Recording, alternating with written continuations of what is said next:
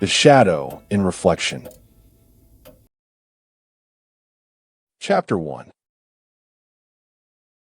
The haunted mirror.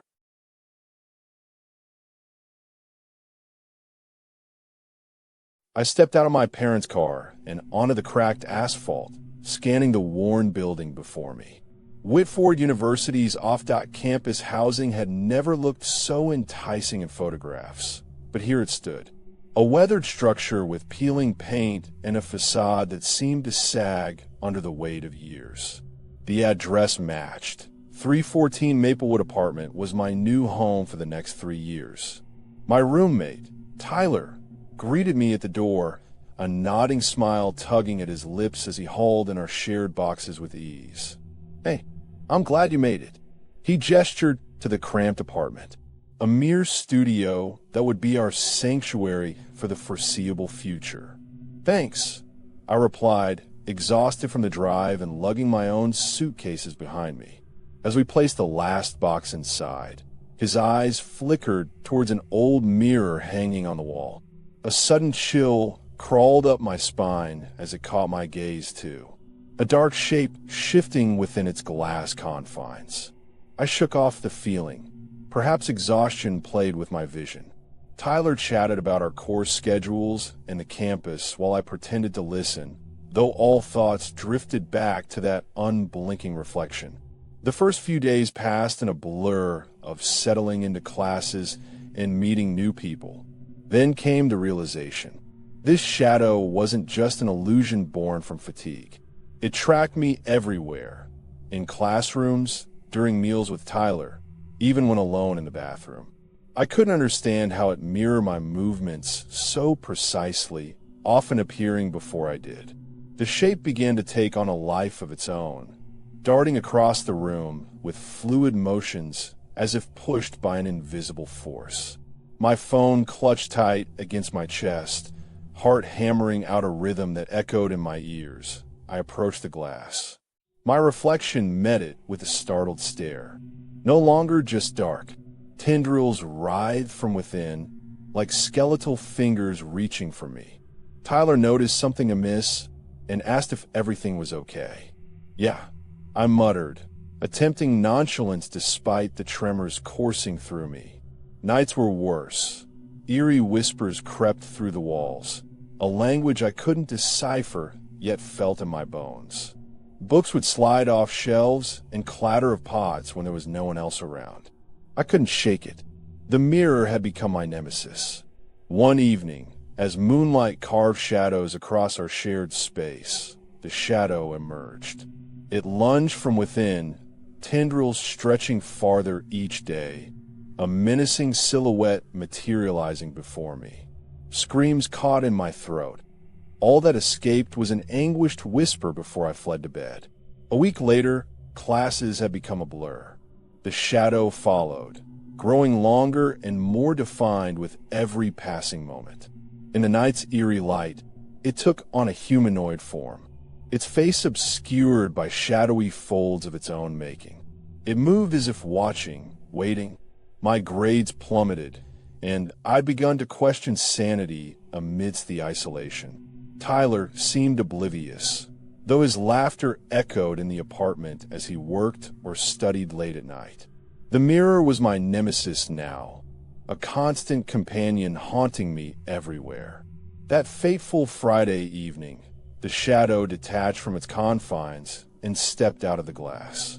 I froze, staring into the soulless eyes of an entity that felt all too real. It moved without noise, each step echoing mine with a disquieting synchronicity. It spoke no words but seared them into my mind. "Why have you fled?" Its voice boomed inside me. I retreated to the corner, heart pounding wildly. It loomed closer still, its blackness seeming to darken every corner it touched. A scream ripped free as Tyler stumbled upon us. The mirror's occupant raised an inky hand, pointing towards the door. We exchanged terrified glances before it vanished back into the glass with a final ethereal sigh that sounded like my own name. "Michael," Tyler called 911 as I sat there, trembling on the floor. When police arrived and left, shaking their heads, we clutched each other in fear. "We can't tell anyone," he said, eyes wide. "They'll think I'm crazy too." Our pact was formed that night, to investigate together or risk losing my mind completely. The strange occurrences escalated. Objects flew from the shelf with a malevolent force, the mirror pulsing as if alive now. Unearthing the apartment's history became our mission, uncovering its dark past or a rational explanation for these events. Tyler pored over the internet while I researched local legends and myths around mirrors. Nothing fit. In frustration, he suggested we confront it directly after midnight when no one would be awake in the building. Our flashlights cut feeble beams through the room as we approached cautiously. "In and out," he whispered. With an unspoken accord, we lunged forward, my heart pounding a staccato rhythm. The reflection waited with eyes that seemed to hold 1,000 souls' pain, an abyssal gaze that consumed me from behind glass. It moved towards us at a crawl. A scream caught in my throat as it reached out, fingers extending like grasping roots. Tyler grabbed for support. I stumbled backward, skin slick with cold sweat.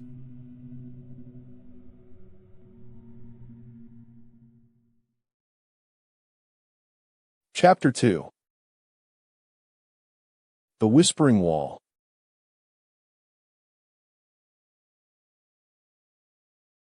Weeks blurred into one another. Lisa moved out during finals week, citing bad feelings. Without her roommate's steady heartbeat beside mine, my nights were consumed by the shadow's relentless pursuit. Its dark tendrils reached for me from an endless abyss. Malum's whispers a constant barrage of names. Malum, then Michael. Sometimes I saw faces in its mass. Each gaze bore hatred. It had followed me to class and linger in corners where people brushed shoulders but never stood nearby. Some days the mirror hung on the wall, dark with nothing inside. Others it was gone altogether, an unsettling reminder that there was no escape. No one believed me when I mentioned this specter of blackness trailing my every step. Even friends from home dismissed it as a college stress issue or a prankster's play. They'd never understood. Late one evening, the mirror lay shattered on the floor in shards and reflections. Lisa left with a hasty phone call to her parents before dawn.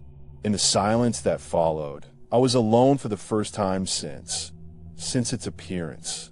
Night fell quickly as the sun dipped behind campus buildings, casting shadows of its own. I tried to focus on notes, but couldn't shake Malum's haunting presence. Footsteps sounded outside and inside my apartment, an unsettling cadence. A staccato beat, like someone or something trying to outpace me. My hands shook as I reached for the door handle before slamming it shut, sealing us in this nightmare. My eyes adjusted to the dim light within and scanned what was left of our room. That's when I saw them. Ghostly apparitions, a sea of pale faces watching from shards. It was real. Malum broke free. It lunged through the fragments and clung to the wall behind me. In panic, I sought refuge beneath the bed. Dusty trunks and textbooks became my haven. The shadow engulfed the space where Lisa's bed once stood. My pulse quickened when it began to form a shape in front of what used to be her dresser. Malum rose from the floor like mist coalescing into an abomination, then twisted into a figure I could not comprehend. Eyes that were sunken holes in skulls, and too many mouths on each face. It was a thing born between realities, no longer trapped. Shards began to reassemble as one entity before my trembling gaze, becoming a man of unnatural height, with long limbs and skin like burnt paper. A voice boomed through the room. Lisa's, Malum's, an echo in unison. Your name? In that unearthly chorus, I recognized something unmistakable within their words. Hatred and sorrow laced with ancient knowledge.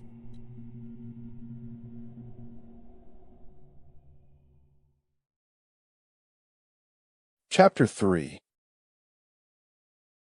The Final Reflection.